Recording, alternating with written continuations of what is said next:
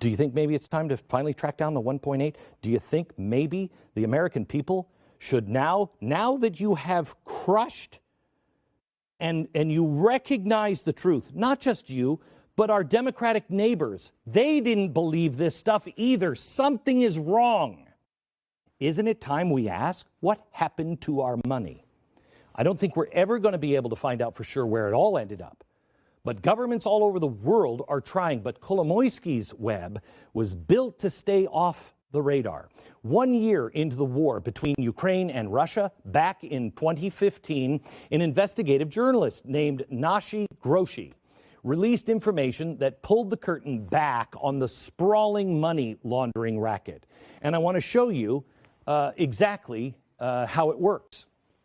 Actually, before I show you how it works or where your money went, let me just give you a little money laundering 101 so you have a basic understanding of how money laundering works. Let's say you are a really bad guy and you got millions of dollars and, you were born to be a bad guy. You are wearing a mask all the time and black and white stripes. So you got all this money.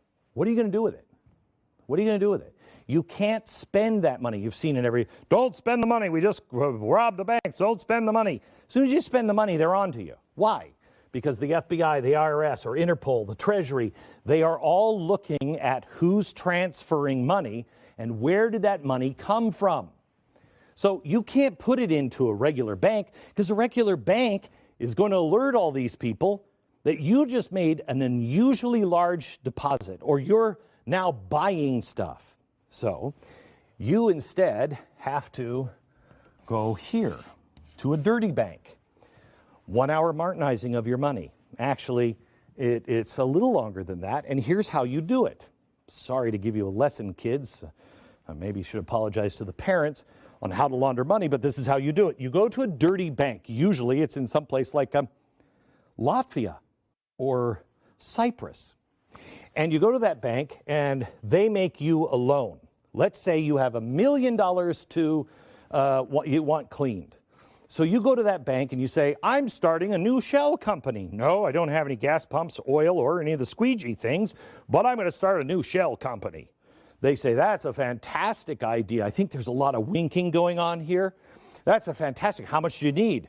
Well, I need probably $10 million. Well, do you have anything that is collateral? Yeah, I've got $1 million here and I can make those payments. Okay, all right, we'll do that. So the dirty bank says, we'll give you a loan for $10 million, but you got to pay it off. So you start making payments and you make your dirty payments in your dirty dollars until there are no more dirty dollars left, that $1 million. Well, now you have to default because you're out of money. My shell corporation, we should have had gas pumps. And so you don't have any money left. You can't do it. So you default on the loan. Now, in a dirty bank, they say, oh, my gosh.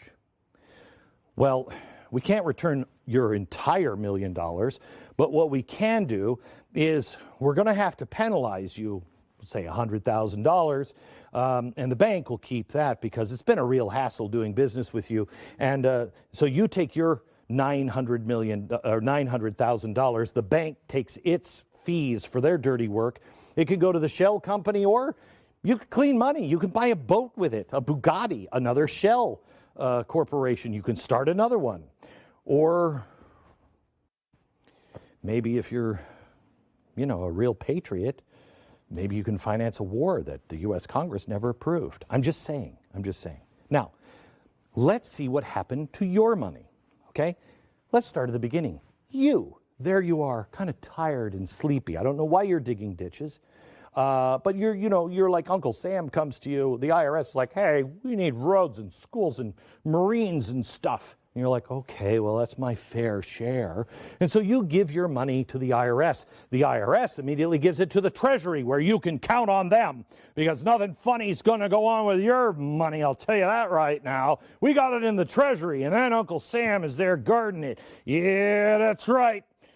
Stay away. We're only going to use it for important things like bailing out a bank over in Ukraine. I know this guy would love to do that. So we're going to send it over, $1.8 billion to Privatbank in Ukraine.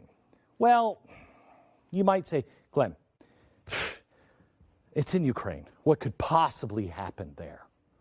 Well, the good news is they now have branches in Cyprus. Oh, I remember Cyprus. That's right. Okay, well, they have a branch there.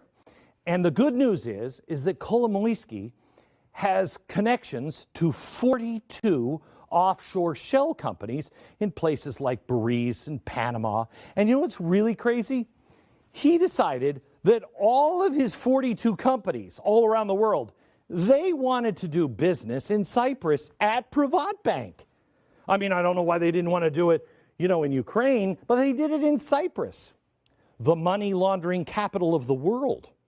Then they made payments because all these companies were going to be so successful. And guess how much money they needed?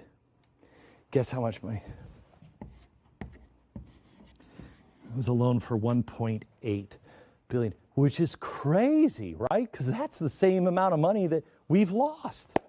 $1.8 billion is what they poured into there. And then, once they poured that $1.8 billion in, and they had to default on the rest of the loan, and gosh darn it, their companies, all 42 of them, defaulted. Wow. Now, here's the problem. This is why I can't tell you for sure that he bought tanks or Bugattis, because from there, it gets snarled up. They're moving this money place to place, shell company to shell company. You can't find, did it end up at the Bugatti store or Tanks R Us? So does this look at all like this?